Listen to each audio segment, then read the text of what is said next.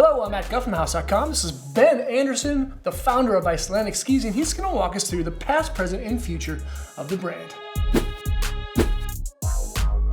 Ben, welcome. How you doing, man? Oh, doing great. Thanks for having me. You're welcome. Yeah, thanks for being here. Ben is a Midwest, hometown, homegrown guy who moved out to Colorado when he was 8 years old, and then later founded what we all know as Icelantic Skis. Congratulations, man. Oh, thank you. How you doing? Oh, life is good. Cool. Life is good. Good to be out here. Now, when did you start Icelantic Skis? Where does it all start? You know, it kind of started in high school. You know, it really was started as an idea when I was about 15. Like, oh, I'm gonna start a ski company. You know, it was not a strategic decision. It was more just like going with passion, and you know, kind of came to the realization I was only 15 and I had a lot more learning to do before starting a company. So I really kind of committed to the idea then. So, you know, as a senior in high school, I graduated at semester, and I met these two brothers in Boulder that were making skis in their backyard, you know, really just as a hobby. They had a tough shed that had a, you know, a little press and, you know, all the equipment needed. So I called them up and I was like, I'd love to learn this process. And they were nice enough to let me go down there about once a week. And that's where I really learned the process of like how to build a ski. You know, what are the materials and just that overall process. Then went out to school in Washington State. I was studying industrial design. You know, I went into school just knowing what I wanted to do. So trying to figure out what I could study to apply to create a ski company. And you know, after it was like my second year, and it was just like I knew what I wanted to do, and I just felt like I could learn what I needed other ways. So I ended up stopped going to school, and I just called my parents and was like, hey, I'm done. Yeah, I'm starting a ski company, and luckily they supported it. They kind of laughed, and they're like, you know, we've seen this since you were a kid, so yep, let's do it. So yeah, it was great. I ended up staying up in Washington for about 6 more months and continued to learn the CAD programs and just the design programs that I needed. And did it wasn't like an official internship, but K2 was amazing. I contacted K2 and I was like, hey, I'm up here. I'd love to kind of see what you guys are about. And they invited me down, so I go down there about once a week, and just they take me to a different department every time. So I mean, I got to go with the marketing team, the sales team, the product development, CEO, kind of all levels, and just sit down. And that's where I really learned a lot about the industry and just the cycle of the industry. Then ended up moving back to Colorado, and those guys in Boulder stopped making skis in the garage. They had all the equipment and pretty much gave it to me. Oh, yeah, I mean, I paid them like $1,200. You know, I think it would have cost me probably 40 grand. You know, something like that. And wow. Set up shop in my parents' garage and pressed for a few years, and you know, came up with some good shapes and construction, and yeah, and then launched the brand in 2006. 2006? Yep. That's 13 years ago. Yeah, exactly. Wow, already. I know, it's crazy. Job. Time flies when you're having fun. Yeah. So you started with this idea when you were a kid. Yep. You kind of went through some processes that you thought at the time were the best for you to make. To make a brand. Yeah. You started manufacturing them basically in your backyard, in your parents' garage, from a press that your buddies used to have. Yep.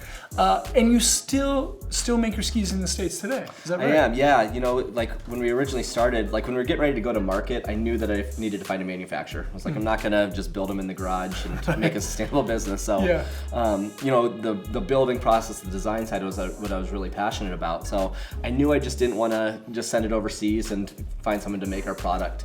And growing up in Colorado, I knew the Never Summer brand, Never Summer snowboards. Yep.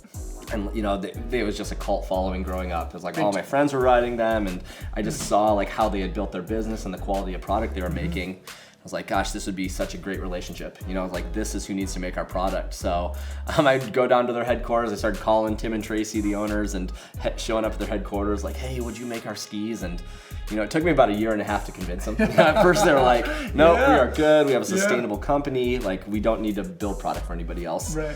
And then they started listening a little more, and they were a little nervous about making skis. I mean, this was in the early 2000s. They just didn't know how their core market would react, you know, if they heard that they were making skis. But you know, the more they met us and kind of saw what we were doing and how we were just thinking differently about making skis, they ended up committing to the idea, and now it's just turned into such a good relationship. I mean, we're 10 minutes from the factory, you know, so we can go down there anytime to, you know, check on production, make design changes, and really just, you know, interact with the people building the product. You know? And it's fast. Your office is in Golden, and then boom, right to the manufacturer. Yeah, it's like direct from source. You know, we're really preparing the materials, top sheet printing, almost everything is done in-house. So, you know, we really have control of the manufacturing process, which is a huge leg up with, you know, on-time delivery, you know, which is huge. You know, we always deliver on time, and we have high quality product, and it's made right in Denver. So yeah, it's kind of cool to, as you kind of walk me through through this, is that your ambition really shines.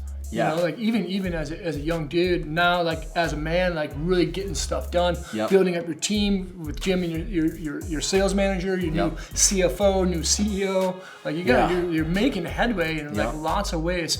Now you mentioned top sheets and changing graphics or that.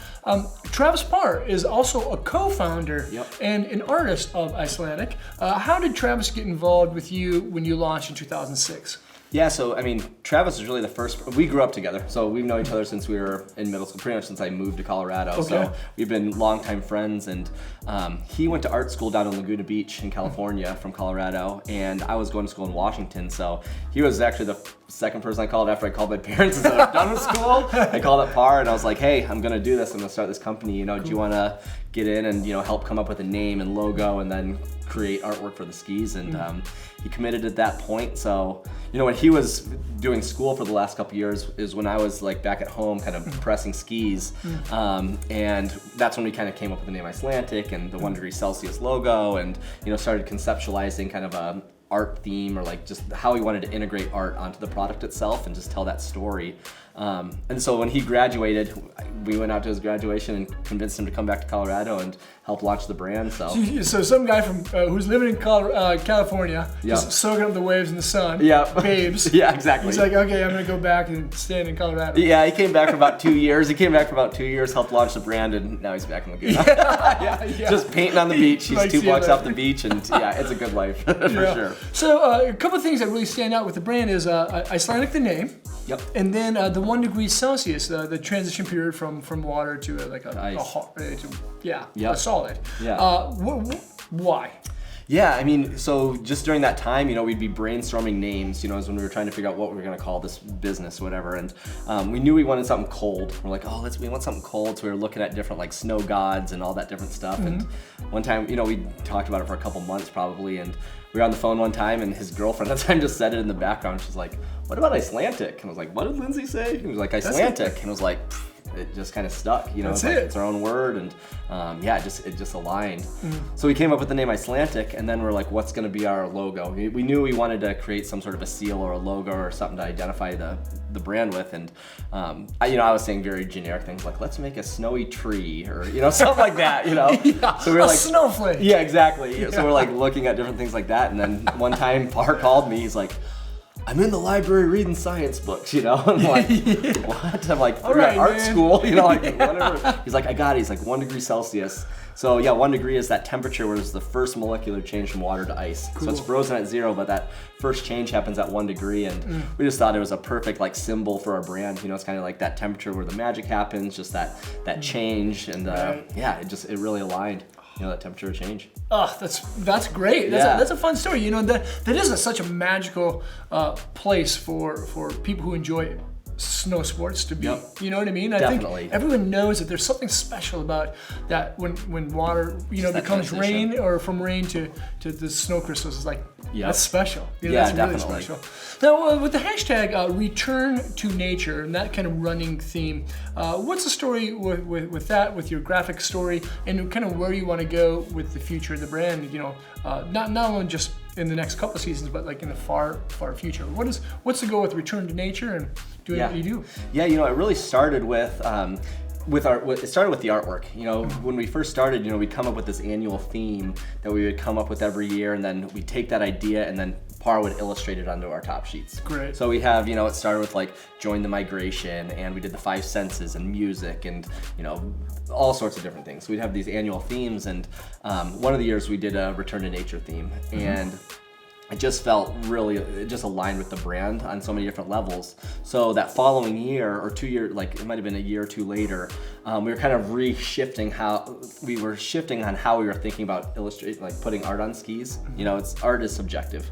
So it's like, it was tough where we'd come up with this theme, he would illustrate one style for that year, And it's like, if you liked it that year, great. If you didn't, you really didn't have an option. So that's when we started like rethinking about how we were positioning the product and creating artwork for each of the different collections of skis. Cool. And during that time, we wanted to continue to tell an annual theme story, but we also wanted to create like kind of a brand statement mission, that aligns with us. And that's where the Return to Nature just kind of came back in. It was like, this should be our motto. This needs to be kind of like what we're selling, what we're inviting people to be a part of, and just really encouraging our customers, get outside, unplug, take a deep breath, and return to nature. Yeah, exactly. And it's so funny because we talk a lot about that. It can be as like surface as get outside and have fun, to returning to self, and all those different. There's a lot of depth to it. So and it's been really fun. I mean, it's definitely been the most aligned that we have been as an internal team, and then how our customers are relating to that message, and it's going to be our driver going forward. But whether it's decision making or whether it's opportunities that we want to create for our customers or anything like that, it's like, does this align with returning to nature? You know what? You just sold me. Well, they're on sale now. That's such a fantastic story. Yep. Past, present, future. Where you been, where you're going, man. Like that's rad. Thank you. And you make everything in the States. Yep. Yeah. Man. Everything. Man. Well, thanks, dude. Thanks for the outline. Seriously. Thank you. Dang. That's good. Like, usually I don't get blown away by people sitting by me talking about stuff, but you know what? If you're in the market for a new pair of skis, make sure to check out Icelantic. We carry a lot here at thehouse.com. Make sure to check out those links below in the description.